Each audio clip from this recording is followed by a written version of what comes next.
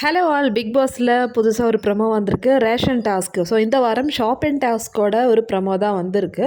So big pass என்ன சொல்கிறாருன்னா, நீங்கள் என்னோடய கேள்விக்கு எந்த அளவுக்கு உண்மையாக பதில் சொல்கிறீங்களோ அந்த அளவுக்கு உங்களுக்கு திங்ஸ் எடுத்துக்கலாம், அதாவது இன்க்ரீடியன்ஸ் வந்து நீங்கள் எடுத்துக்கலாம் சமைக்கிறதுக்காக அப்படின்னு சொல்கிறாங்க. பிக் பாஸ் ஒவ்வொருத்தரையும் உள்ளே கூப்பிட்டுட்டு ஒவ்வொரு கொஸ்டின் கேட்பாங்க. ஸோ அந்த கொஸ்டினுக்கு ஏற்ற மாதிரி ஹவுஸ்மேட்ஸு அது கரெக்டாக இல்லையான்னு சொல்லிட்டு எஸ் ஆர் நோ வந்து வெளியே இருந்து ஆன்சர் பண்ணணும்.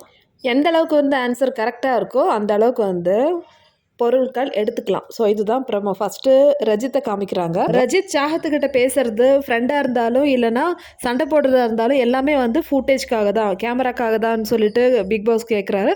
ஸோ அதுக்கு வந்து ஹவுஸ்மேட்ஸ் எல்லாருமே எல்லாம் எஸ்ன்னு சொல்கிறாங்க. அதுக்கப்புறம் சாட் சொல்கிறாங்க, ரஜித்தால் நான் ரொம்பவே ஹர்ட் ஆகிருக்கேன், நிறைய சண்டை போட்டிருக்க அவர் என்கிட்ட, அதனால நான் ரொம்பவே ஹர்ட் ஆகிருக்கேன்னு சொல்லி சாட் சொல்கிறாங்க.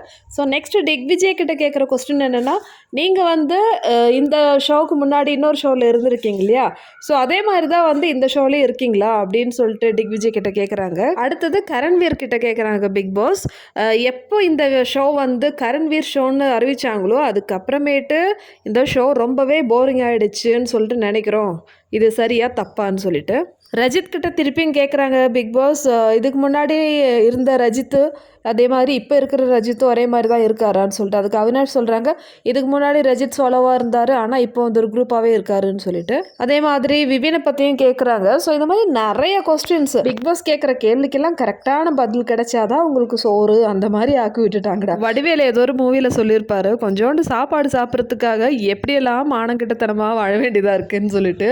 ஸோ அந்த மாதிரி தான் வந்து பிக் பாஸ் இன்னைக்கு எல்லா ஹவுஸ்மேட்ஸையும் வந்து பிடிச்சி தர மாதிரியே நிறைய கேள்விகள் வந்து கேட்டிருக்காங்க. ஸோ இதுக்கெல்லாம் நீங்கள் கரெக்டாக சொன்னால் தான் உங்களுக்கு சோறு அந்த மாதிரி பண்ணி வச்சுருக்காங்கப்பா.